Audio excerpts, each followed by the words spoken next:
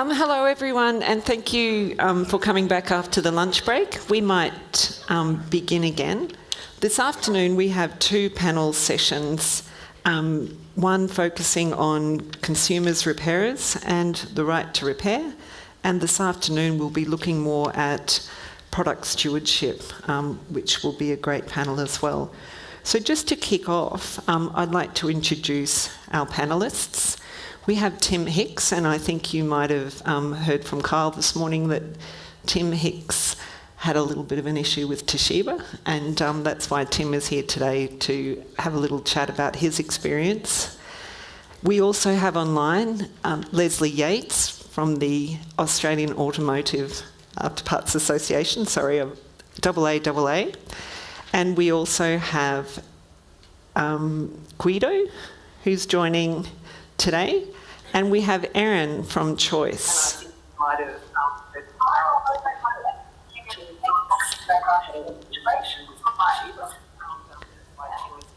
Just getting a little bit of feedback, sorry everyone, is that okay? So I think Karen and Guido are just waiting to join our other panellists for this particular session, but just to kick off, I thought we might start off with Tim and get Tim to share a little bit of his experience with your repair story. Yeah, absolutely. So, hello everyone, this is extremely surreal. So my name's Tim Hicks. My story for coming here today is basically back in 2009, 2010, I was working for a small computer repair shop down the coast. It was my first real job. One of the things that we kept seeing more and more was people needing repairs to their laptops that they bought. Lots of things that go wrong with laptops. Leave them on the car, they disappear. The screen breaks. You break the power point in them as well, making them very hard to recharge. A challenge that we came up with again and again was that there was no real source of information on repairing these laptops. Obviously, a desktop computer is very easy to repair. It's a set of standard parts. It's relatively standard to work in them. But laptops, there was nothing. So I started on a bit of a search. I found as many laptop service manuals as I could on the internet, just from other people's sites who'd posted like 2 or 3 from whatever they'd been able to find. And my website quickly became what I believe to be... Oh, got a bit of feedback. Not sure if that was me. Sorry. Right. So my site became what I believe to be the biggest... I swear that's not for dramatic effect. Became the biggest repository of laptop service manuals anywhere on the internet. And that was working really, really well for a few years until 2012. I'd moved on to a different job by then, but I had maintained the website. And Toshiba sent me a fairly nasty takedown request. They claimed that I had breached their copyright in reproducing their service manuals. And long story short, I ended up taking them down. I didn't want to get into a massive legal fight with a multi-million-dollar international company. That's not my sort of thing. So yeah, unfortunately I had to take them down. As my site is at the moment, I still have manuals available from other brands. No other brand has actually come to me and told me to take them down, which is interesting because they must all be aware of it by now. It's been, they must... I feel like my site is sort of operating in like a sort of grey area of tacit approval. But as I said, no one else I haven't had a takedown request from anywhere else. It kind of actually fizzled out in the end because I had a little bit of media interest after everything happened. Kyle wrote a lovely article about me in Wired, which has been a fantastic fact to use in trivia. I do actually have a little bit of an update on this. A couple of years ago, Toshiba actually sold their stake in their own laptop business to, I believe it was Sharp Electronics. So Toshiba actually no longer make and sell their own laptops. The satellite brand of laptops is now entirely a different brand. It's no longer Toshiba. And I can't help but feel a little bit of responsibility for that. So yeah, that is basically my story. That's why I'm here. Thank you, Tim. Now we can see all panel members along with Tim. Erin, hi, from Choice. I might turn to you now just to share some of Choice's insight as to repairability in consumer goods, perhaps. I'd be really happy to. And thank you for bringing us together today, Leanne. You're welcome. I'm really excited to have this conversation. Oh, are you getting a bit of feedback there? No, you're perfect. Oh, no worries then. Look, I want to say to start out with that right to repair is a really big debate. There are a lot of different problems that consumers face, but actually at the core of it is large multinational companies throwing their weight around. And it ties really neatly to the experience that Tim's had. These are companies that are looking to dominate markets. So I want to make 3 really brief comments to start today. The first is that consumer demand is there. Consumers want products that last. And as an independent, not-for-profit consumer group, we regularly poll consumers. We try to get an understanding of what they want. And what we see consistently is that people want things that are durable and repairable. We did a survey earlier this year, and 85% of people told us they're buying things that last a long time is really important. 73% said repairability is important. So demand's there, but the market isn't fully responding. And I think that helps us think about our policy solutions. How do we get markets, and particularly big manufacturers, to meet what consumers want? I really appreciated the point that Minister Rattenbury made earlier in the day, that we need to start thinking about more than end-of-the-line solutions. And that was the second thing I'd love to say. I'm hopeful that we can lift the quality of products. One way we need to think about doing that is by starting with the information at point of sale. At Choice, we've got a lot of experience with this. When you think about what we need is a ranking system for the quality of products. So something that can easily tell us how long something will last and how easy will it be to fix if it breaks. Now, we've been doing this essentially for 60 years, but we don't want this information to stay on the Choice website. It would be ideal if people had this at the point of sale when you're going to buy something. We want to work towards something along the lines of a mandatory labelling scheme, something where you can quickly glance at a product and just see, is it any good? Is it better than the one next to it? And we know when these schemes exist that companies and manufacturers compete on these factors. You can see it in the Australian market right now with the water and energy labelling scheme. The best example that we love to point to is dishwashers. A long time ago, dishwashers weren't very water efficient. And I think a lot of households got into that habit of hand washing their dishes. I think some people still do that on the assumption that it uses less water. But now actually dishwashers in Australia are so water efficient, you're better off using those machines. So if you can create a great simple system that starts to rank products on these factors, companies will compete, standards will lift. This should be one of the first interventions we make. There are other ways to lift durability, design, standards, bans on poor quality, like a ban on planned obsolescence. I want all of those solutions. But if we think where we can start, it's public, consistent, standardized ranking. And then thinking more about those end-of-the-line solutions. How do we help people when something breaks? I think a lot of this is stopping the blockers that businesses create when you want to get a refund, a replacement, or a repair. Large businesses use their power to make this process difficult. And I've really appreciated that the Productivity Commission draft report has acknowledged really clearly that we've got great rights under the Australian consumer law. But businesses aren't always upfront about them, or in the experience of a lot of Choice members, can actively ignore them or just tell you that they may not apply when they clearly do.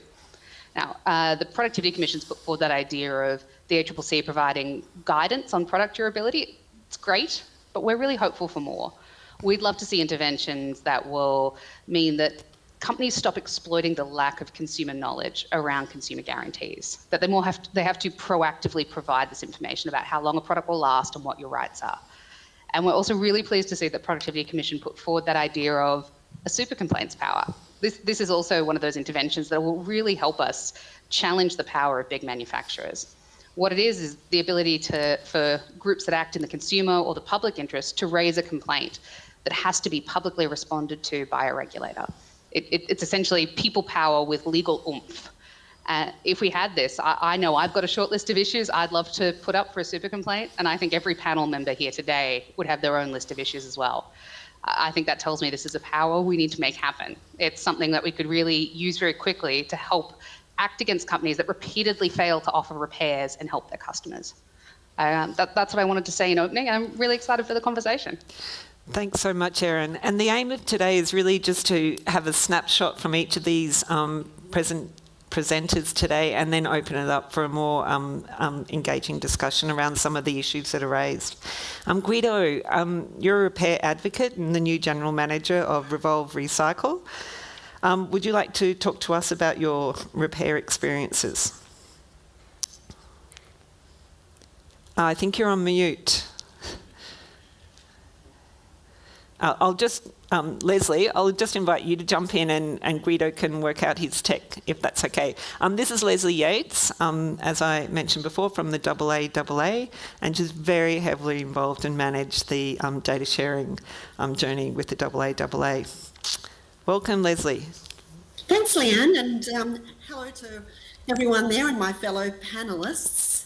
I thought I'd talk a little today about the activities that we're undertaking in supporting consumer awareness, because I know how frustrated we all are about how the confusion between the manufacturer's warranty and a consumer's statutory rights. And we had several conversations with government and with the ACCC in particular about the confusion that reigns and how consumers who aren't aware of their rights are unlikely to be able to achieve what are their statutory rights.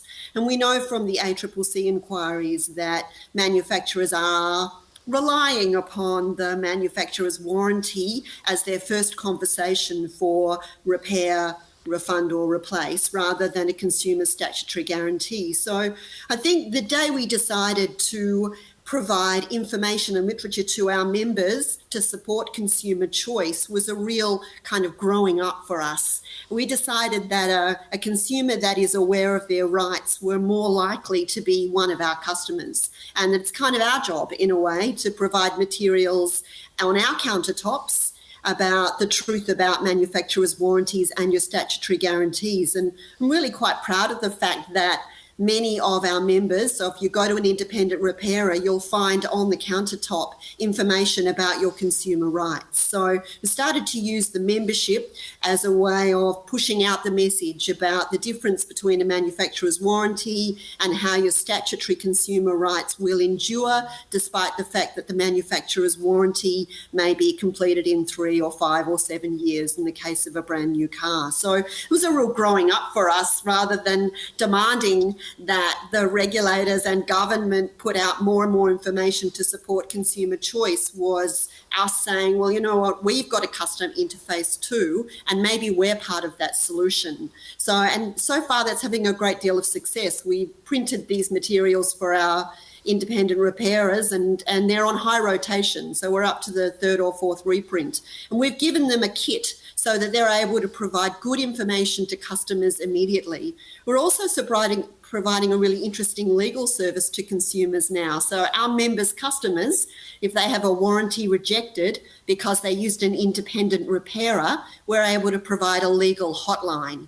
And we've been doing that for a couple of years now. It started with a very slow burn, but it's now a very well-used service. And I think that really does show consumers that we're very confident about the quality of our repair. We've got good quality, we've got highly qualified technicians. We only use quality parts and fit for purpose parts because we also offer a statutory guarantee on our work. But consumers, I think, are becoming more aware of the hotline. We're referring more members to it. And I must say the strike rate is very good. When a consumer is armed with the right language, they know how to have that conversation at the dealership about their warranty rights. We're just getting, frankly, close to 100% success rate in getting a remedy for what is a defect. So I think just wanted to highlight the fact that as industry, we can also be providing good information to consumers about what their rights are.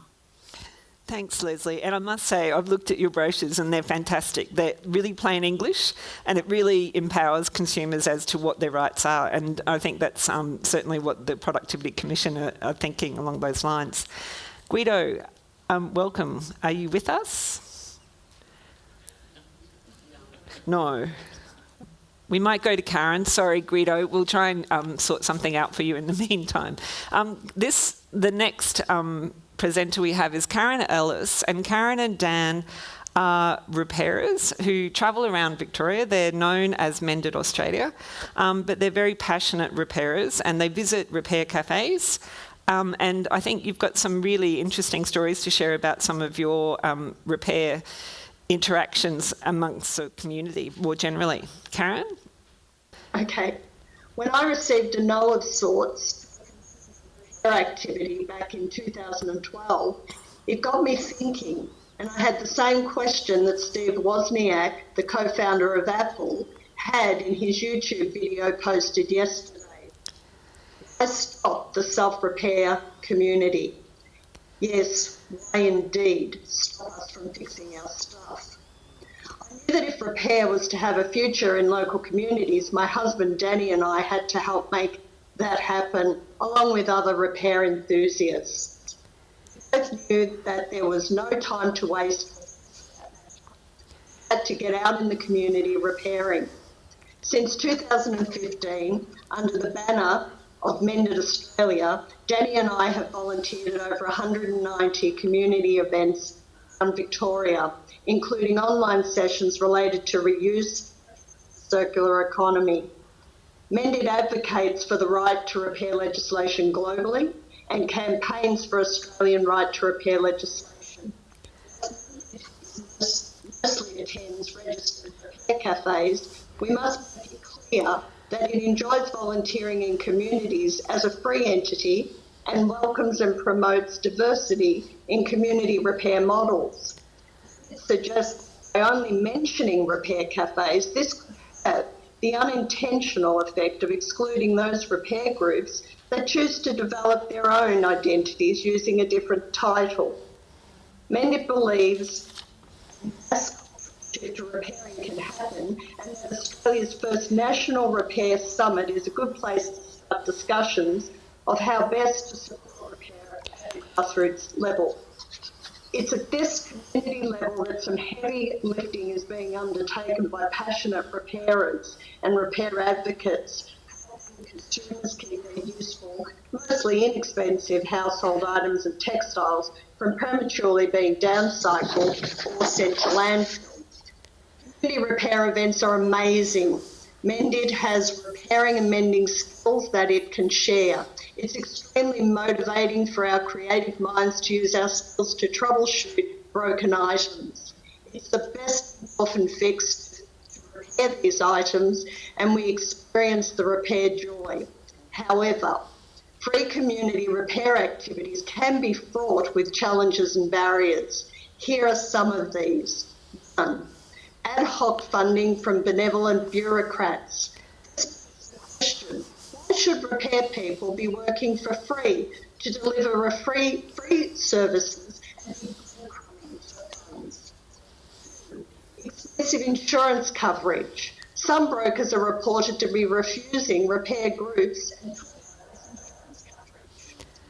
3. Liability and risk flagged as issues. 4. Venue hire costs. Like men's sheds, governments have not committed to dedicated repair sheds or similar in their waste and resource recovery plans for a circular economy. 5. Lack of volunteers. However, Mended does not agree there is a lack of expertise out there. Myths 6 about safety abound. Some of these submission to the Productivity Commission. 7. No support alliance for Australian repair, community repairers and groups. Hopefully an outcome of the summit will be to address this issue. 8. Bureaucratic requirements for the repair activity. 9. 9. Limited access to manuals, diagrams and schematics. This issue could be addressed by right to repair legislation to ensure community repairers are not accessing these. 10. Items that are glued shut or hard to get into due to proprietary and hidden screws. Again, right to repair legislation related to design of products to address this issue would be helpful. 11. The cost of science testing equipment, its calibration and the training of volunteers are expensive to fund. Our submission to the Commission had some details on the lucrative business of PAT machines testing and ongoing associated costs. To finish, a quote from Cherie White, author of Victim to Victor. When others tell you you can't, then they actually fear that you can and are even more afraid that you will. Go away, you right to repair. Thank you. Thank you, Karen. Guido, are you able to chat to us now? Hello, can you hear me? Hello, I can hear you. Excellent. You might need... Oh, great. Thank you. A few trials and errors, but we are here. So good afternoon, everybody. Yeah, my experiences with repair go back from my time with the Bauer, where we had repair cafes introduced in Australia, and had our own repair services for electronics, woodwork, and bikes. And many of the issues have already been mentioned that we were confronted with: the planned obsolescence, the difficulty to open items. For woodwork, it's labor-intense. Every repair is, in fact, a labor-intense task and therefore expensive. And that's why we have been arguing for tax deductibility and deducting your expenses for repair from your income, basically, from your taxable income. And that's the kind of input we have given to the Productivity Commission. But I would like to focus here on some positive examples that we have overseas, but also here in Australia. And one of the more better known examples is the Fairphone. It's the issue here is extended producer responsibility that I would like to address, because I think producers play an important role, can play a role, if they are with good intention joining it with the sustainability in mind. And Fairphone is a perfect example of this. This is a phone developed in Europe, in the Netherlands actually, with parts that can be replaced, and by the repairer, by the consumer themselves. They can replace every part, from the microphone, from the camera, from the battery. It's opening with screws like you no longer see with other phones. So that's a perfect example of a good product that we should have more access to. It's still not available in Australia, but in many places all over the world it is already around, and we hope that it will come this part of the world as well at some point. It's rated by Hicks, with Kyle, who spoke earlier, as the best score, 10 out of 10. It's also made by Fair Trade as a gold product, which means that all the components are collected and resourced in a fair way, and it is considered as one of the top sustainability products. So there are good examples. That's one of them. Another example that I would like to suggest is Bosch, the electronic white good producer. They have introduced the blue movement. Again, it's in Europe, only available, not yet here. But it comes down to what was mentioned earlier, the service economy, where you actually don't buy your product anymore, but you rent it. And you have it serviced by them. They come to your place to set it up. They repair it for you. They move it for you if you move to another place. And you hold on for it for as long as you want. And all service is handled by them. And if you want a new one later, they will take it back, and they can makes the manufacturer more responsible for designing products that last longer, because that's obviously in their interest to then have a product that is of better condition and can be reused for a longer period. And those two examples are in the electronics, but something similar actually exists in the clothing industry. There is, again, a European product designed for jeans. MUD is the name, MUD jeans, and they produce jeans that you again can lease. And for a $10 a month, you have your jeans, and it's made with organic cotton, locally produced and distributed, and you keep it for as long as you want it. And at the end of the time that you don't need it anymore, they take it back. They can recycle it and use it again for jeans. So there are those examples. But there is actually also 2 examples here in Australia that I think would be worthwhile to mention. One that I was introduced to in my time with the Bauer. It is Wilson's Elements, and Edwin Wilson might be amongst the audience now because he also registered. And he had developed X years ago universal replacement parts, because he had analyzed and concluded that rightly many products after a while don't provide spare parts anymore and makes it impossible to repair your item. So he developed universal parts for heating elements, for nuts for fridges and stoves, etc. And he has those items now available here in Australia and has sent them also overseas. There's an international market growing. Example of how you can help repairs when you have no access to parts. And another example here in Australia that I'm introduced now to in my new job with Revolve Recycling, where we focus on bikes, that is the Pedal Club. And what they do is they swap bikes for kids.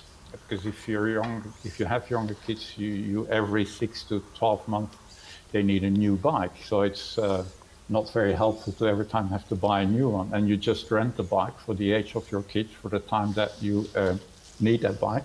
$20 a month or on average is what it costs you. And when they get older, you bring it back and you rent the one for the next size up. So that's another example of what is possible, where the consumer is helped with better services and better quality products, and where both the manufacturer and the consumer can meet their needs. And I would like to leave it at that. Thank you. Thanks, Guido. We lost you there for a little bit visually, but I'm glad to see everybody back. Thank you. Look, thank you very much just for sharing your experiences and where you come into this repair discussion. Something I'm really interested in, and something I think that the Productivity Commission has actually picked up on, is how do we collect data around repairability? All of you, particularly Choice in the automotive industry and the repair cafe industry, we need evidence and we need data around what are the types of products that are repeatedly failing, where are the issues around product obsolescence. How do we go about, as an Australian nation, getting great data on this? Because it's really challenging across, we hear stories, it's very anecdotal, but we know that there is a need to present evidence rather than anecdotal stories. So what are your suggestions individually? I think, Erin, I might start with you, because Choice have got a really good track record on comparability of product qualities, etc. So actually, I've got some good news, is that we've got some data. Fantastic. It's a great start. So I know that some people will have seen the Choice submission to the Productivity Commission initial inquiry. We run what we call our repairability or a reliability survey every year. We've been doing it for over 10 years. And we speak to anywhere between 4,000 and 11,000 Choice members. So not the average member of the public, usually people who are more informed. They read Choice, they engage with the issues. We ask them what products they have and what issues they've experienced with those products in the last 12 months. So we've pulled that data forward, it's in our submission, and we've got some really interesting trends. We know not just what products are failing more regularly, stick vacs, printers, laptops, mobiles, but also the points of failure. And that's a starting point. If we want to start to rank and rate products, we know what's more likely to happen. Even depending on the nature of the product, we've got trends with brands as well. So we've got something to start with, but we'd love some data, particularly around what manufacturers are doing. So if they're able to answer questions publicly around things like what spare parts you have easily available, how much will it cost for someone to repair something, and how long will you hold this for, that helps us get a sense of repairability. I think that's excellent. That's some great ideas. Leslie, did you have any observations? I think we do need to be... I think you're muted. That we have, Leanne. Sorry, thanks. I think we've got great technicians and great repairers, and we need to be talking with them about repairability. So we've got the issue about where the products fail, but some products are going to require regular maintenance and repair just because of use. And we've got a lot of expertise in our workshops, and we're looking now at how we start to mine that to ask about repairability. And that meaning, do you have to move a huge component in order to get to the component that regularly needs replacement? That adds labour cost. Do you need to buy a massive component instead of the small bolt or the small spring? I just think we haven't turned our attention to it. We've kept it very anecdotal, and we are now looking as an industry, as I think many are, about how do we do this now in a systematic way, find a way to regularly engage, maybe on an annual basis, with what are the vehicles that are easier to repair and why, because it saves the consumer in labour, time and convenience. Thank you. And I think another point that's been raised in these discussions, and then I'll hand it over to Anna for questions, is this information at point of sale.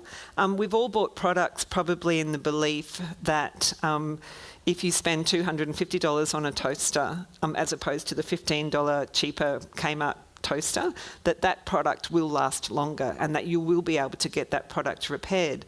But this lack of information at the point of sale, I myself have bought external lights that I've installed. They're beautifully designed and they look great. I didn't realise at the time that I can never change the bulb. So I will have to replace every light that's on the outside of my house. Had they told me at that stage, I probably would have bought different lights. So it is this very simple example of information at the point of sale about, can I fix this or not? Anna, can you perhaps give us some questions for the panel? Thank you. Yes, I've got quite a few questions coming through. Great. There we go. So for Karen, do you think it is time for the many disparate repair cafes and like organisations in Australia to form an overarching body that could lobby, etc.? Can you hear me? Yes. Yes. Yes. Yes, absolutely. That's what we need. I'm getting some feedback here. I'm sorry, I'm listening to myself. Yes, and we hope that this is what's going to come out of the Repair Summit, that we can get, that is going to represent and support this growing network of repair advocates and repairers. Thanks, Karen. Okay. From Sasha, is anyone in Australia pulling together a case to lobby for government incentives for consumers to seek repair services and or buy repaired products? I think, Guido, you can talk about taxation incentives that we've seen in other countries. Perhaps you could share those examples.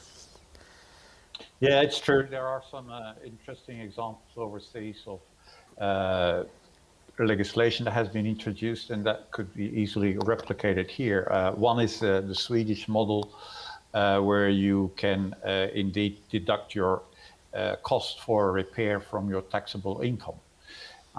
That's an easy concept that could be repeated here. It's primarily there for white products that they do it. In France, they recently introduced the obligation that every product should mention the repairability of their item. And that is information that should be on the package. Leon, your problem with your lights would have been solved if that would have existed already here, then you would have known that it's not repairable. There is also information or legislation in preparation for minimum time that spare parts need to be available. In the UK, for example, it has been introduced where it is 10 years that spare parts have to be available. So those are simple examples of legislation that could be introduced and which we have put to the Productivity Commission, and I know they are considering that at this point in time. So we can only hope that they will introduce something similar here. And the Repair Summit and what we just are going through today is actually also a perfect platform that hopefully will continue to be the voice for the people who want access to better repair. Thanks, Guido. And we should do a plug for the Productivity Commission because with the draft report, there are a series of questions where the Productivity Commission is requesting further information, and it's possible for everyone to make a submission. And your final date is the 23rd of July. I'm glad, Paul, that you seem to suggest it's a little bit flexible. But that's wonderful. And I think all of these ideas, even though you may have made them already to the Productivity Commission, if there's further information of best practice examples, I think there's a lot of manufacturers and industries that really have good practices in place, and I think it's really great to share those stories so that other industries can look to that as well. Thanks. Thank you. So from Miles, he would love to get thoughts from the panel on accelerating uptake of repair cafes, especially support with startup costs and sitting in regional areas. It's all about funding, isn't it, Karen, for repair cafes?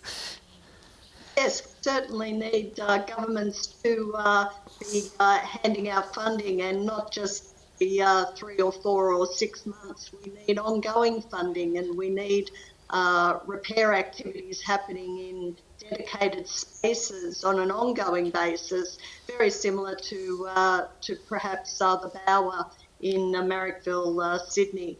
They need to be, that type of model needs to be everywhere, and repair cafes need to be in neighbourhoods, in dedicated spaces, not always breadcrumbing, as I said, for funds.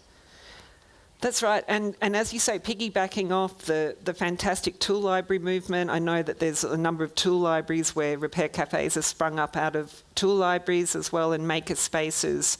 There's such a strong community demand for that. Yes, and the wheel doesn't have to be reinvented. There's also many men's sheds, and those men's sheds don't have repair cafes in them. Well, not a lot of them do. So, you know, there's other avenues to explore. The models mightn't quite match up, but these are facilities that could be being used. Yeah, thank you. This one's for Erin. What's your experience of manufacturers giving you repairability and durability information? Do many of them reply? And does this need to be legislated? So I might start at the end there. Yes, it needs to be legislated. That would be great. So we don't currently ask for information about how long people keep parts for. It's something we're really exploring at the moment. So Choice is looking at all sorts of ways we can give people information about other options. We've just launched, for example, a new mobile phone comparison tool that lets people put refurbished and new options side by side, so they can actually see they can get great options, usually at a cheaper price, without any issues around warranties and other things. So kind of removing those stresses people have around buying refurbished. Our general experience in asking companies for for information is that that some of them will and be really proactive about it. It kind of reflects the market generally. Some companies are good at this. Some companies provide spare parts, provide information about how to repair products.